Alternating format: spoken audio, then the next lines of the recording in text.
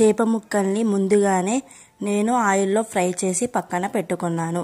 ఇప్పుడు ఒక mixie jar తీసుకొని దానిలో ఉల్లిపాయలు, టమాటాలు, అల్లం, వెల్లుల్లి, లవంగాలు, మిరియాలు వేసి మెత్తడి పేస్ట్ లాగా చేసుకోవాలి. తర్వాత ఒక స్టవ్ పైన ప్యాన్ పెట్టుకొని ఆయిల్ బాగా హీట్ అయ్యాక పచ్చిమిర్చి వేసుకోవాలి. తర్వాత దీనిలోనే ముందుగా రెడీ చేసి పెట్టుకున్న టమాటా పేస్ట్ని వేసుకోవాలి.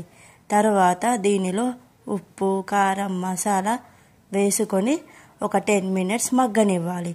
తర్వాత దీనిలో చేప ముక్కల్ని వేసి ఒక 20 మినిట్స్ ఫ్రై చేసుకోవాలి.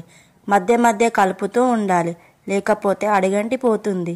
తర్వాత లాస్ట్లో కొత్తిమీరాకు వేసుకొని స్టవ్ ఆఫ్ చేసుకోవాలి. ఎంతో టేస్టీ అయిన టమాటా ఫిష్ కర్రీ రెడీ అయిపోయింది. మీరు కూడా ఇలా ట్రై చేసి చూడండి. టేస్ట్ ఎలా ఉందో ఒక్కసారి కామెంట్ చేయండి. Like, share,